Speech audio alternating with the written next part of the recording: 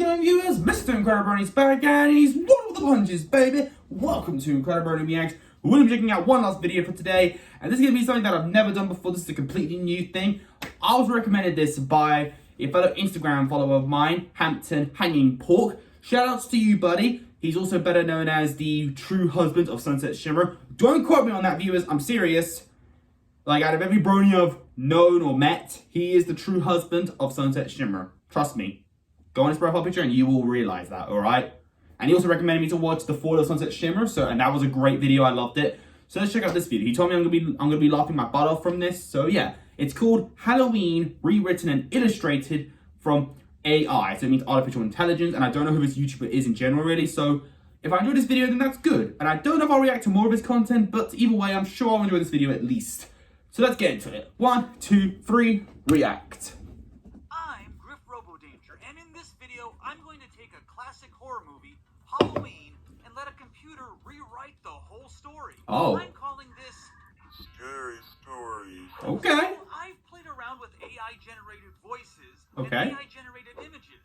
Oh. So now it's time for AI-generated text. For this task, I'll be using Incredi, a text generation tool that takes text you provide and generates what it thinks comes next, using a state-of-the-art neural network.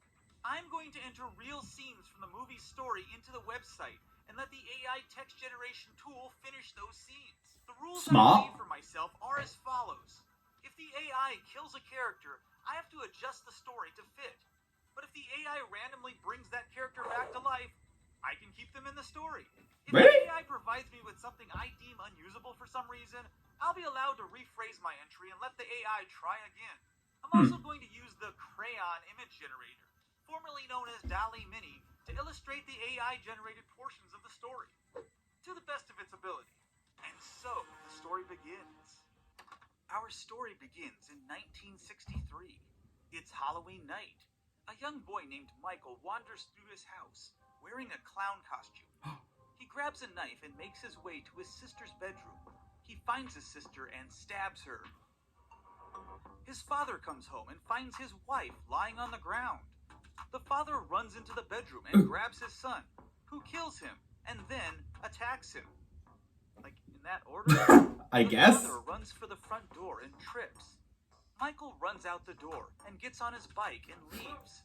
The police come and take his mother and the kids to the hospital. The next day, Michael goes to school. He goes to see his teacher and Miss Belvedere. When he gets into the classroom, Miss Belvedere is asleep with her head on a table. How specific? Michael covers her with a pillow and slides the knife under her feet. Michael goes to the nurse's office, where the police are waiting for him for all the crimes he committed the night before. Plot convenience. Michael is locked up in Smith's Grove Sanitarium, where he lives for the next 15 years. But in 1978, he escapes. Dr. Loomis and Marion Chambers arrive to escort Michael to a court hearing, but Michael attacks Marion and steals her car.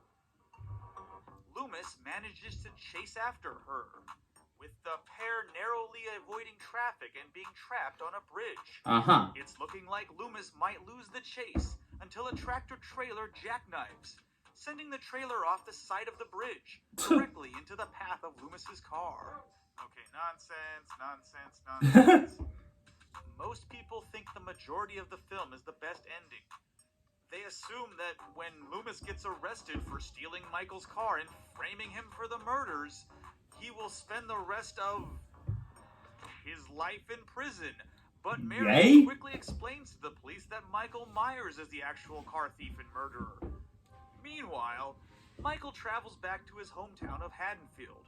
Upon arriving, he steals knives, ropes, and a creepy mask from the local hardware store. He sees a high school student named Lori and begins stalking her all day. Lori walks home from school with her friends. They notice Michael watching them from behind some hedges. Annie goes to confront Michael. Annie looks past the hedges, then turns to Lori and says, "Lori, dear, he wants to talk to you. He wants to take you out tonight." Okay. Annie walks away and Michael follows. Michael tries to follow Lori and Annie, but he's stopped by Peter, who recognizes him as the killer. Peter tells Michael to leave his town or he'll bring his family's murder back to his doorstep. What the hell does that even mean? I don't get it. Michael goes to their mansion to see his mother, Sarah. He asks about the doll, Molly. Sarah tells Michael that the doll is all that is left of his family, and he can keep it with him forever. Sarah attempts to run away, but Michael catches her and smashes her head against a glass door. Michael smashes all the mirrors in the room and disappears. Dr. Loomis finally arrives in This lawyer is a bad luck. to search for Michael Myers. He meets with Sheriff Brackett to warn him about Michael. Dr. Loomis and Sheriff Brackett go to Michael's childhood home, which has been abandoned for years. Dr. Loomis tells the sheriff about his history with Michael, telling the sheriff that Michael is...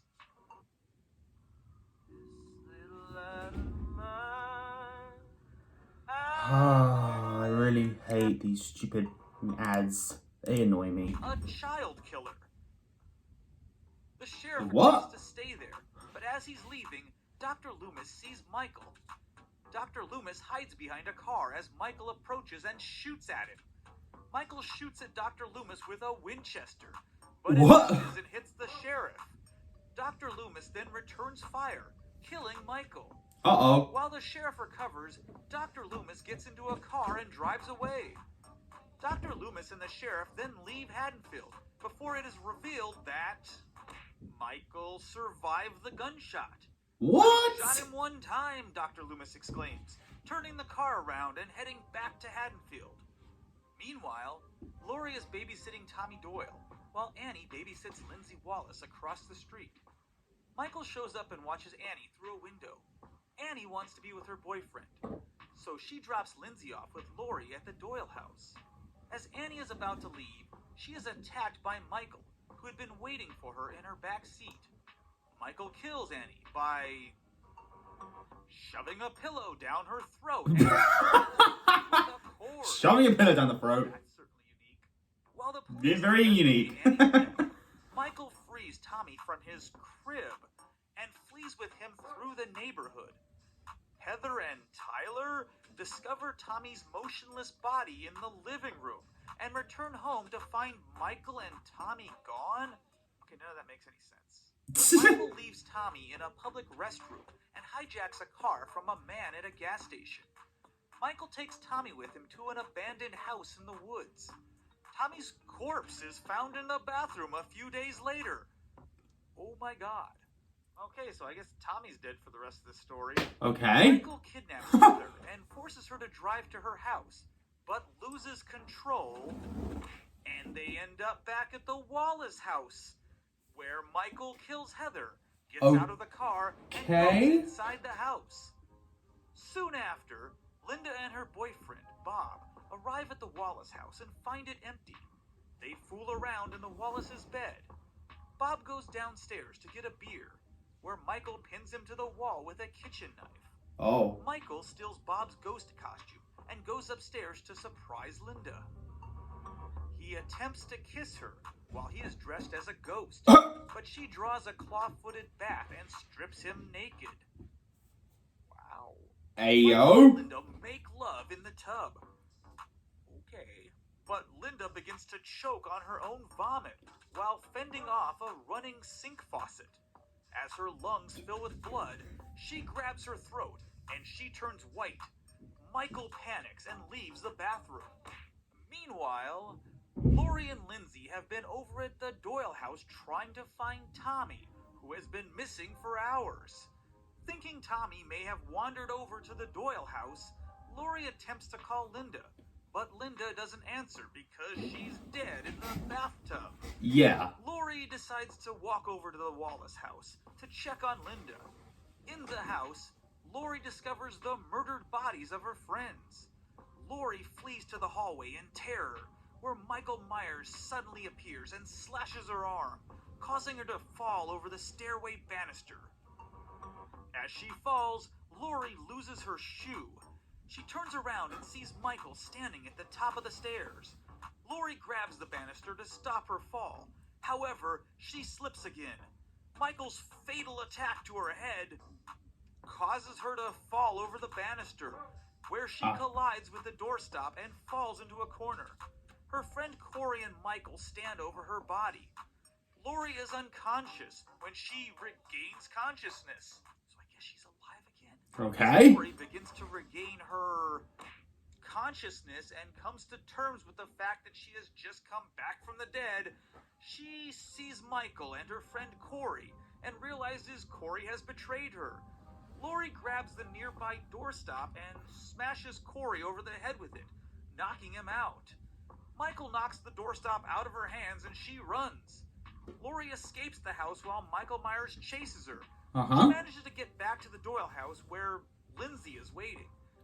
Lori orders Lindsay to hide, while Lori tries to telephone for help. Michael sneaks in through the window and attacks Lori, but she incapacitates him by placing him in the old furnace. Okay. Before Lindsay can help her. Lori calls to Lindsay and rushes to the phone, where she hears a telephone ringing in the living room. It is Michael's kayak bell, and she realizes that he is in the house. What the hell is a kayak bell? I do not Lori know. grabs a knife and heads back to the house.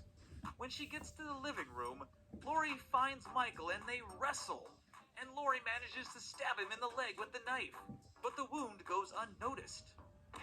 As Michael pulls the knife out of his leg, Lori tells Lindsay to go to a neighbor's house to call the police. As Lindsay leaves, Dr. Loomis sees her running from the house and goes to investigate. When he arrives, he finds Michael and Lori upstairs.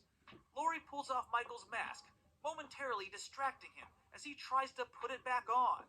Loomis pulls out his gun and fires, but the gun is empty. Michael pushes him back into the house, and Lori takes the knife. As Michael chases Lori downstairs, Dr. Loomis, who had been hiding behind a sheet, appears, grabs Michael's feet, and throws him onto a large furnace, which then lights on fire, incinerating him. Man, they really wanted to get Michael inside that furnace. And What is here are happening? a few AI test creations I couldn't use in the story, but I thought were funny. After the baby scare, Oh, there's more? Annie and Lori are in the car again. Lori is hungry, so Annie feeds her some juice. He kills Annie, but Lindsay, understandably shaken, runs away. Halloween is back to being a weekday. Michael kills Annie by attacking him with a knife and takes off his cape. Merry Christmas, and let's be friends. A few moments later, the man tells Lori about a fire that has set several hundred people alight. He also says he's going to destroy the house. Before he goes out, Lori says, "Bitch, I'm going to destroy your house." He says he needs to get off the property like a whore. Michael kills Annie by smash that Annie got in her car. Afterwards, Michael kills her. Michael's head on a fire. Michael shot himself in the head, murdered by Michael's hand. Then Annie got a small piece of popcorn from under her nose and went to the kitchen to buy some. There are a few things that seem a bit contrived. Annie doesn't put the car in park to roll down the window for one thing. But also, why is Michael so willing to kill her? He's attacked her before, strangling her in her car in the parking lot. So she's just not that special. And yes, Annie is Annie Wilkes. If you're going to go to such extreme lengths to kill someone, it better be worth it. Thank you for watching. If you enjoyed this video and you would like to see more... Well, that was odd. Thank you for the video suggestion, Hampton Hanging Pork. Oh, gosh. Why am I tired all of a sudden? Oh, gosh. Anyway, I'm done for that, and I'll see you all later. Probably tomorrow or the other day. And if you enjoyed this particular video, leave a like on it. Don't forget to subscribe if you're interested. Follow me on Instagram, link down below. And until then, stay positive, keep calm, stay safe, be incredible. And as always, Brony on. Peace.